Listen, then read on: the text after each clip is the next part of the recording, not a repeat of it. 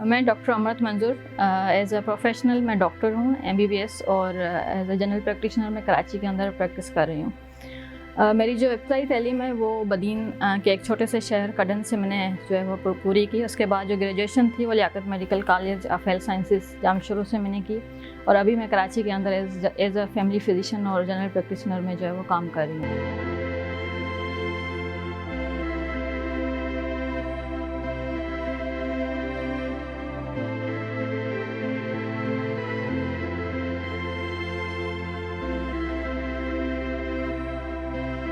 मेरा जो ताल्लुक़ था, जिस कम्युनिटी से ताल्लुक़ था, वहाँ पे जो लड़कियों को पढ़ाने का इस तरह से कोई रवाज नहीं था। हालांकि मैं एक पहली लड़की थी जो डॉक्टर बनी, फीमेल जो डॉक्टर थी वो पहली थी अपने ख़ानदान की, क्योंकि वहाँ पे लड़कियों को नहीं पढ़ाया जाता था। लड़के पढ़ते थे, लड़के ऑफिसर्स भी थे हमारे, लेकिन जो लड़कियाँ थी उनको पढ़ाने का ये नहीं था। उस टाइम पर बाबा ने ये इनिशिएटिव लिया कि मेरी बेटी पढ़ेगी और बाबा के साथ अम्मा ने भी, क्योंकि अम्मा ने वो सारी हार्डशिप देखी थी उस फैमिली में रह के, उस गाँव में रह के, बचपन में शादी हो जाना, उसके बाद वो जो औरतों के साथ जो वहाँ पे सलूक होता है मर्द मेल डोमिनेंट सोसाइटी के अंदर, तो उन्होंने ये इनिशिएटिव किया था कि मेरी बेटी पढ़ेगी, एजुकेशन लेगी और अपने पाँव पे खड़ी होगी, माशी तौर पे वो जो है वो इंडिपेंडेंट रहेगी।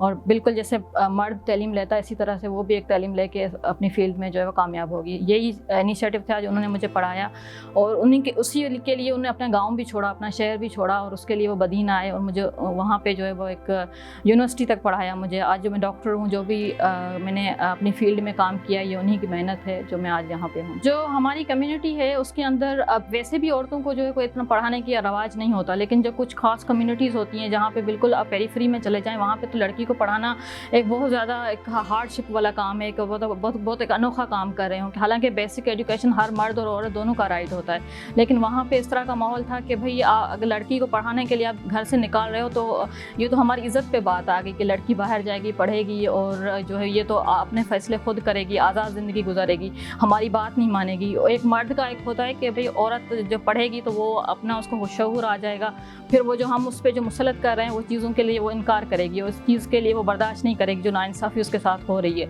तो ये चीज़ें भी थी उसमें कि भाई क्यों पढ़ा रहे हो आप, और लड़की पढ़ाना तो हमारे जो है वो ख़ानदान में ही नहीं है, हमारी इज़्ज़त का सवाल आ जाएगा कि हमारी चांडी फैमिली की लड़की निकल के जो है वो यूनिवर्सिटी में जाएगी, पढ़ेगी और ये फ़लाँ की जो है लड़की पढ़ रही है। तो ये सारी चीज़ें जो है वो थी उस टाइम पे बाबा को भी फेस करनी पड़ी कि आप लड़की को पढ़ाने के लिए आप अपनी घर छोड़ रहे हैं, आप गांव छोड़ रहे हैं, आप अपनी ये जो नौकरी है उसका ट्रांसफ़र करवा के आप शहर जा रहे हैं सिर्फ लड़की को पढ़ाने के लिए। इससे कौन से तीर लगाने हैं जिसको पढ़ा रहे हैं। तो बाबा कहते थे कि भले ये कुछ ना करे, कम से कम ये अपने पाँव पे खड़ी होगी तो मुझे खुशी होगी, ये इंडिपेंडेंट अपनी लाइफ गुजारेगी तो मुझे फील होगा कि मैंने उनके लिए कुछ किया है। तो जिस तरह मैं बेटे को पढ़ा रहा हूँ इस तरह मैं अपनी बेटी को भी पढ़ाऊँगा।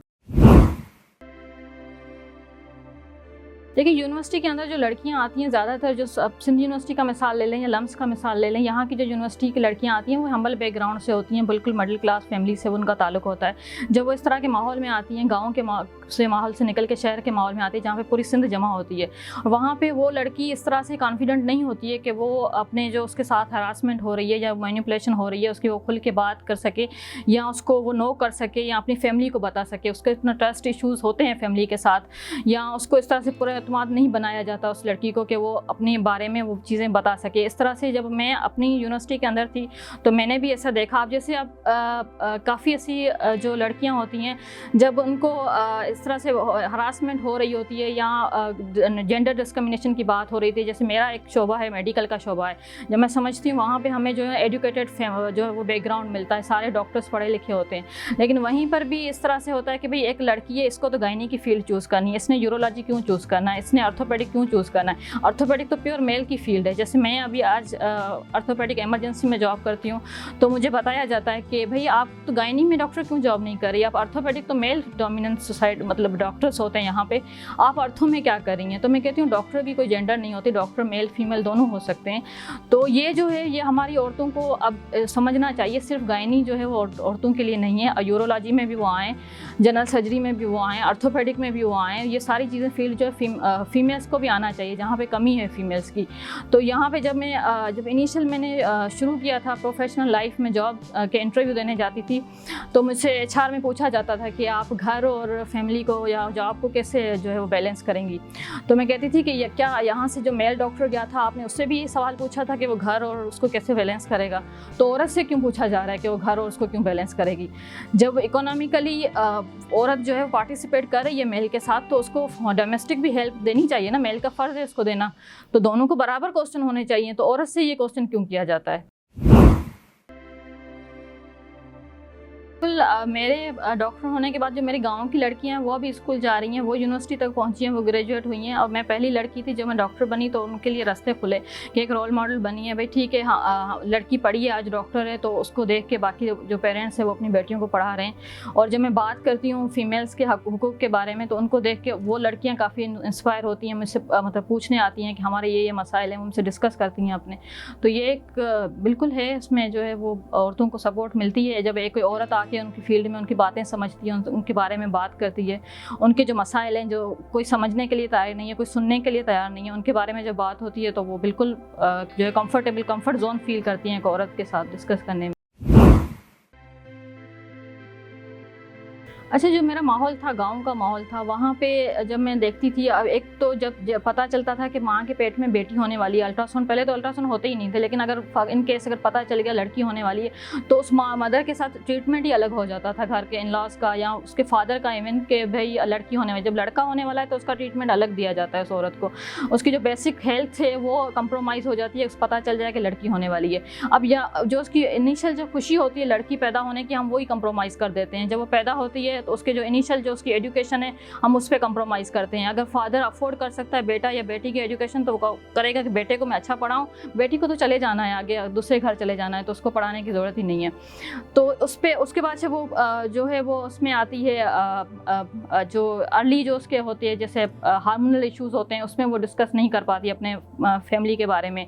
या अर्ली उसकी जो 16-17 साल में उसकी शादी कर दी जाती है। 16-17 साल में उसकी जब शादी हो जाए तो 18 साल में वो माँ बन जाती है। अर्ली मदरहुड, आइडियल जो एज होती है मदर की, जहाँ शादी करने की औरत की, वो 25 से 30 साल की होती है, लेकिन हमने अर्ली पेरिफेरी में जाके देखेंगे 17-18 साल की औरत की शादी हो जाती है, वो माँ भी बन जाती है।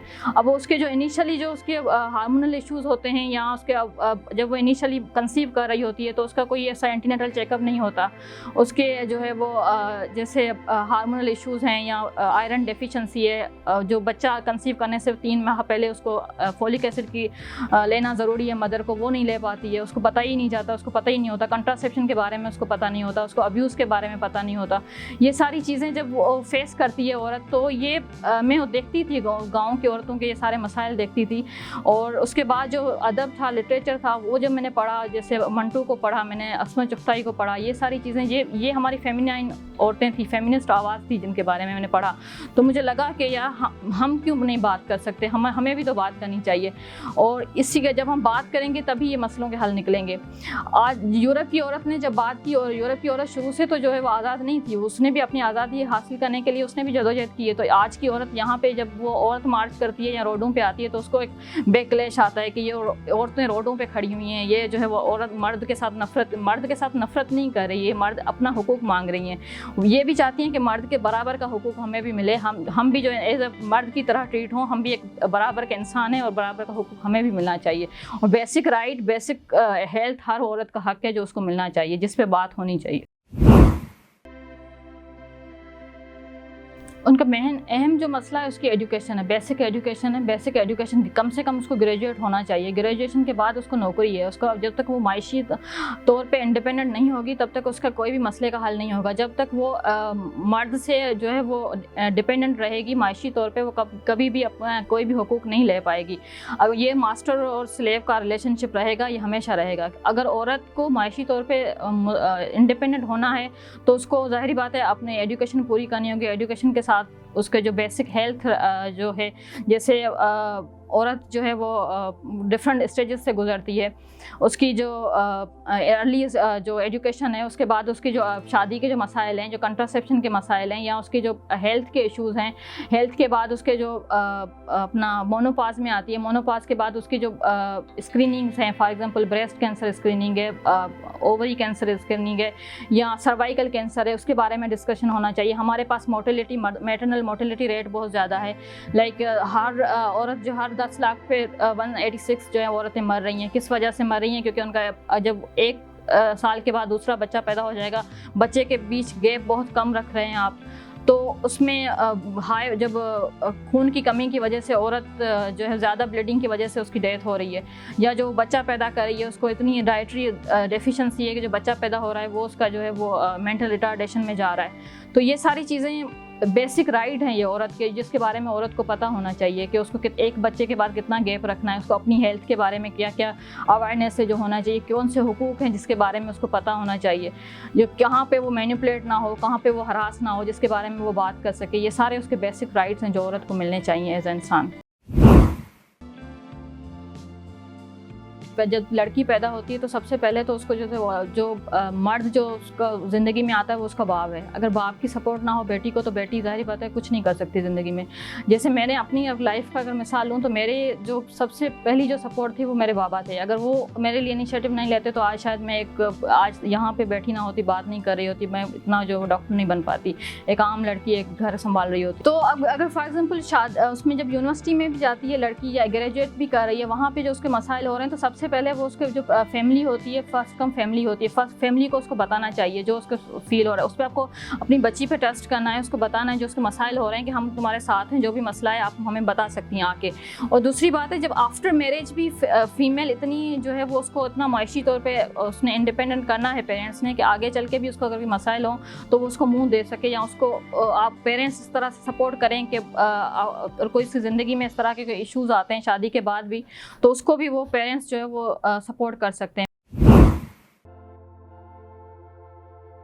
अच्छा देखिए, अभी जब लड़की 15-16 साल की लड़की है, वो उसको इतना सा मैच्योरिटी नहीं आई है, ना ही वो कमायशी तौर पे इतनी ज़्यादा इंडिपेंडेंट हुई है, ना ही उसने कोई अपनी एजुकेशन पूरी की है। जब एक मैच्योर लड़की होती है वो 25 के बाद जाके होती है, जब वो अपने फैसले कर सकती है, अपने अच्छे बुरे के बारे में सोच सकती है। आपने 16 साल की बच्ची की शादी करवा दी, और वो बच्ची उसकी ग्रोइंग एज है, उसके हार्मोनल चेंजेस आ रहे हैं, अब मुकम्मल तौर पर वो जो है उसकी बॉडी इस तरह से ग्रो नहीं हुई है। 18 साल में वो लड़की माँ बन गई है, उसको जो भी जो उसकी बच्चे हो रहे हैं वो अलग से जो है मेंटल रिटार्डेशन में जा रहे हैं, क्योंकि वो इतनी जो है मैच्योर नहीं है, उसको पता नहीं है कि मदरहुड के क्या एस्पेक्ट्स होते हैं, उसको वो देखना चाहिए। या ख़ुद भी वो अपनी तरफ से जो उसके साथ बुरा हो रहा है वो उसके ख़िलाफ़ आवाज़ नहीं उठा सकती, क्योंकि वो इतनी इंडिपेंडेंट ही नहीं है कि वो बात कर सके। वो खुद किसी और पे डिपेंडेंट है। अगर फॉर एग्जांपल वो वहीं पे उसके साथ मसाइल होते हैं, कुछ भी हो, उसको वहीं पे बेयर करना है, उसके से निकल नहीं सकती, निकल के वो कहाँ जाएगी, वापस जा नहीं सकती पेरेंट्स की तरफ। ये सारी चीज़ें, अब एक औरत है वो घर के अंदर है, मर्द उसके साथ जुल्म कर रहा है, इल्लास वगैरह जो भी उसके साथ हो रहा है, या बच्चे जो वो प्रेगनेंसी में जा रही है उसके साथ जो मसाइल हो रहे हैं, इंटीमेट पार्टनर वायलेंस हो रहा है या डोमेस्टिक वायलेंस हो रहा है, उसको वो बर्दाश्त कर रही है। उसके साथ जो बच्चे हो रहे हैं वो भी उस चीज़ को बर्दाश्त कर रहे हैं। इतना होना चाहिए कि उसके साथ जो गलत हो रहा है उसके लिए वो आवाज़ उठा सके। वो आवाज़ वो तभी उठाएगी जब वो इतनी फाइनेंशियली इंडिपेंडेंट होगी, इतनी मैच्योर होगी, उसके पास भी अवेयरनेस होगी कि वो किस तरह से जो है वो अपने खिलाफ आवाज़ उठा सकती है, अपने लिए आवाज़ उठा सकती है। ज़्यादा फोकस रहता है, कोई भी गलत चीज़ हो रही है तो उस पर बात होनी चाहिए।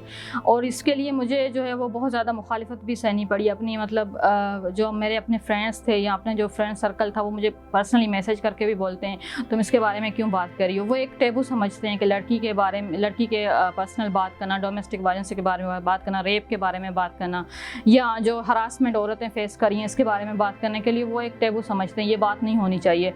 आप एक जो है ना मर्दों से बहुत ज़्यादा आता है कि कुछ ऐसे हैं मर्द जो सपोर्ट करते हैं, फेमिनिस्ट मर्द हैं जो कहते हैं कि भाई औरत के हकूक़ जैसा मर्द को हुकूक मिल रहे हैं इसलिए औरत को भी उतने हुकूक मिलने चाहिए। लेकिन कहाँ पे आपको जब इस तरह के एक्सट्रीमिज़म में रहते हैं तो वहाँ पे आपको इस तरह की चीज़ें जो है वो फेस करनी पड़ती है कि आप इस पर बात ना करें।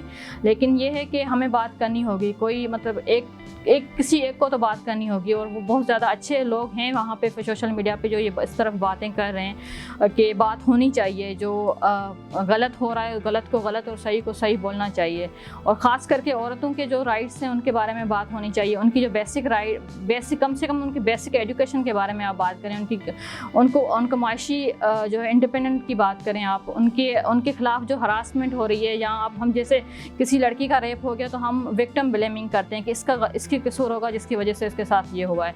तो ये विक्टिम ब्लेमिंग को बंद करें। ये जो गलत है हो रहा है उस लड़की के साथ, उसके साथ कम से कम आप, या औरत के साथ, जहाँ पे भी माशरे में गलत हो रहा है, मजलूम के साथ खड़ा होने का आप जो है वो हौसला रखें, उसके साथ बात करने की तो आप जो है वो हौसला रख के बात करें उसके।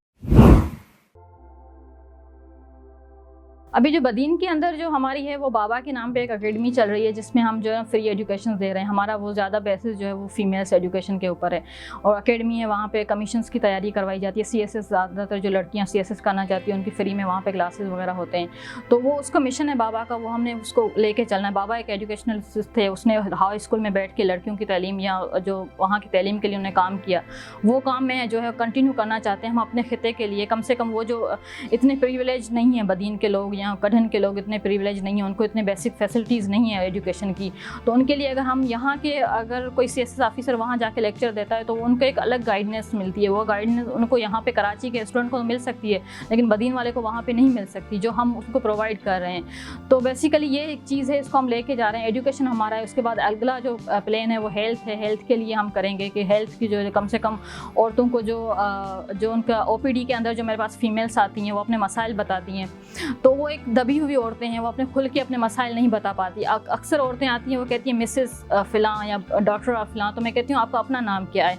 आप मिसेस तो हैं, आप डॉक्टर तो हैं, लेकिन आपका अपनी भी तो कुछ शनाख्त होती है ना। वो इतनी जो है मेल अम्ब्रेला के अंदर जो छुप गई हैं, तो उनको जो है कम से कम इतना हो कि वो अपने आइडेंटिटी बता सकें कि वो एक औरत हैं और बराबर की इंसान है यहाँ इस माशरे के अंदर।